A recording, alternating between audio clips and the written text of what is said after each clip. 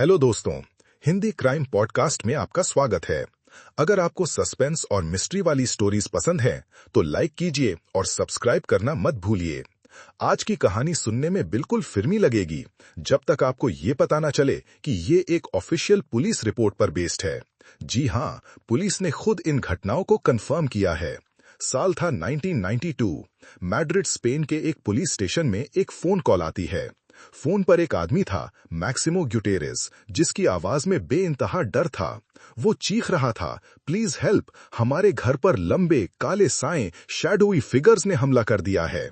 Officer को लगा कोई प्रैंक कर रहा है या शायद कोई होम इन्वेजन का मामला है। जब पुलिस उस घर पहुंची तो मामला अजीब था। कोई टूटे हुए दरवाजे नहीं, कोई चोरी के निशान नहीं। घर में एक अजीब सी डरावनी शांति थी।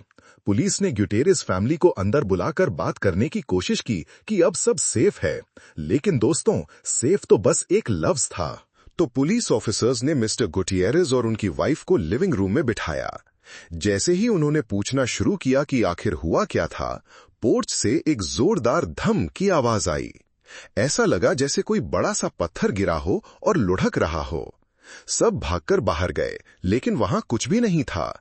सब हैरान थे कि आखिर ये आवाज कहां से आई। अभी वो ये सोच ही रहे थे कि एक ऑफिसर जोर से चिल्लाया, डक, और उसके बगल में रखी एक भारी अलमारी का दरवाजा इतनी तेजी से खुला कि अगर ऑफिसर जरा सा भी नहीं झुकता तो उसका सर फट जाता। पुलिस को लगा ये कोई मजाक कर रहा है। उन्होंने पूरी अलमारी चेक की। कोई तार नहीं, कोई स्प्रिंग नहीं, आसपास कोई छुपा हुआ भी नहीं। इसके बाद दो ऑफिसर्स की हिम्मत जवाब दे गई। उन्होंने कहा, हम बाहर इंतजार करेंगे। उनके लिए ये सब कुछ जरूरत से ज्यादा अजीब था। जो ऑफिसर्स अंदर बचे थे वो वापस लिविंग रूम में आए। उन्होंने मिस्टर गुटियरेस से साफ साफ पूछा, ये आपके घर में हो क्या रहा है? और तब उस घर का सबसे गहरा और दर्दनाक राज सामने आना शुरू हुआ। मिस्टर गुटियरेस ने बताना शुरू किया कि ये सब उनकी 18 साल की बेटी एस्टेफानिया की मौत के बाद शुरू हुआ, जो कुछ साल पहले गुजर गई थी। उनका मानना था कि घर में हो रही घटनाएं उनकी बेटी की मौत से जुड़ी हैं। एस्टेफानिया एक बहुत ही रिलीजियस स्कूल में पढ़ती थी। एक दिन उसकी टीचर ने उसे और उसकी सहेलियों को स्कूल में वीजा बोर्ड इस्तेमाल करते हुए पकड़ लिया। टीचर बहुत गुस्सा हुई। उन्होंने जोश में आकर उस वीजा बोर्ड को तोड़ दिया, लेकिन बोर्ड तोड़ते वक्त वो छोटा सा कांच का प्लांचेट जिससे वो बोर्ड पर अक्षरों को पॉइंट करते हैं, वो भी टूट गया। और जैसे ही वो कांच का प्लांचेट टूटा, टीचर और वहां मौजूद सभी स्टूडेंट्स ने अपनी आंखों से देखा कि उसके अंदर से एक अजीब सा काला धुआं निकला। और इससे पहले कि कोई कुछ समझ पाता, वो पूरा धुआं एस्टेफानिया ने सांस के जरिए अपने अंदर खींच लिया। मिस्टर गुटियरेस ने बताया कि बस उस दिन के बाद से उनकी बेटी की जिंदगी बदल गई। उसकी फिजिकल और मेंटल हेल्थ तेजी से गिरने लगी। एस्टेफानिया अपने पेरेंट्स से कहती थी कि उसे घर में अजीब लोग दिखते हैं, खासकर रात में जब वो अपने बिस्तर पर लेटी होती थी तो क्लोजेट से, दरवाजे से काले साए निकलते थे। वो उसके कमरे में रेंगते थे और कभी-कभी तो उसे पकड़ भी लेते थे। उनके डर का आप अंदाजा भी नहीं लगा सकते दोस्तों। एस्टेफानिया के पेरेंट्स परेशान हो गए। वो उसे डॉक्टर्स के पास टेस्ट्स के लिए ले गए, लेकिन कोई भी डॉक्टर ये नहीं बता पाया कि उसे हुआ क्या है। बिना किसी डायग्नोसिस के पेरेंट्स बस बेबसी से अपनी बेटी की हालत बिगड़ते हुए देखते रहे। दिन ब दिन वो कमजोर होती जा रही थी, अजीब हरकतें कर रही थी, और फिर एक रात अचानक एस्टेफानिया अपने बिस्तर पर ही मर गई, बिल्कुल सडनली। और सबसे अजीब बात यह थी कि उसकी मौत का कोई ऑफिशियल कॉज ऑफ डेथ नहीं था। उसकी मौत एक मिस्ट्री बनकर रह गई। मिस्टर गुटियरेस ने पुलिस को बताया कि एस्टेफानिया के गुजरने के कुछ ही दिनों बाद उन्होंने घर में अजीब चीजें नोटिस करना शुरू किया।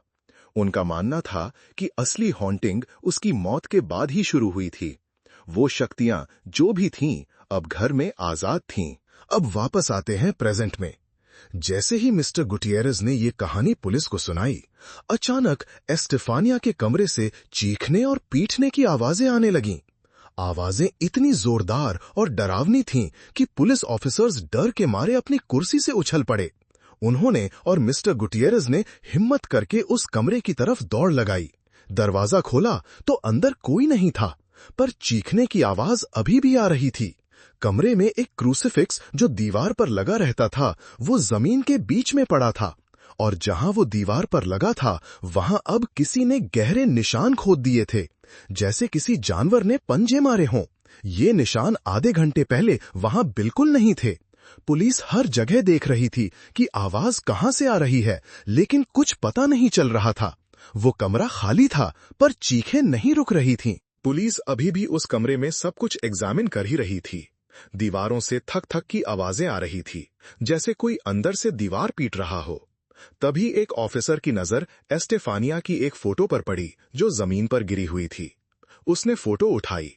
हैरानी की बात थी कि फोटो का फ्रेम बिल्कुल A1 कंडीशन में था, कोई डैमेज नहीं। लेकिन फ्रेम के अंदर जो एस्टेफानिया की तस्वीर थी, उसमें आग लग गई थी। वो अंदर ही अंदर जल चुकी थी। ये कैसे हो सकता था? कोई आग नहीं, कोई धुआं नहीं, बस तस्वीर जल गई। और दोस्तों, अजीब घटनाओं का सिलसिला यही नहीं रुका। कमरे के बाहर एक दूसरे ऑफिसर ने देखा कि घर के कुछ फर्नीचर पर एक अजीब लाल रंग का गू जैसा सब्सटेंस लगा हुआ था। एक ऐसी चीज जो ना तो पेरेंट्स ने पहले कभी देखी थी और ना ही पुलिस ने। उनकी समझ के बिल्कुल बाहर था कि ये हो क्या रहा है। पुलिस के पास कोई लॉजिकल एक्सप्लेनेशन नहीं था। उनके सामने ऐसी चीजें हो रही थीं जो उनकी ट्रेनिंग और एक्सपीरियंस के बिल्कुल परे थीं। आखिर में उन्होंने हार मान ली। उन्होंने गुटियरेस फैमिली को एक ही सलाह दी, जितनी जल्दी हो सके ये घर छोड़ दो, और फैमिली ने उनकी बात मान ली। वो उस मनहूस घर से शिफ्ट हो गए और उन्होंने रिपोर्ट किया कि जैसे ही उन्होंने वो घर छोड़ा, सारी पैरानॉर्मल एक्टिविटीज बंद हो गईं। एकदम से सब शांत। इस केस की ऑफिशियल पुलिस रिपोर्ट में उन सारे इवेंट्स का जिक्र है जिनके गवाह वहां मौजूद सभी ऑफिसर्स थे, including the chief inspector of the police force. सब ने कसम खाकर कहा कि उन्होंने ये सब अपनी आंखों से देखा। ये केस पुलिस हिस्ट्री के सबसे अजीब और अनसुलझे मामलों में से एक बन गया। इतना फेमस कि हाल ही में इस पर नेटफ्लिक्स ने एक मूवी भी बनाई है जिसका नाम है वेरोनिका। लोग कहते हैं कि ये उनकी देखी हुई सबसे डरावनी फिल्म है।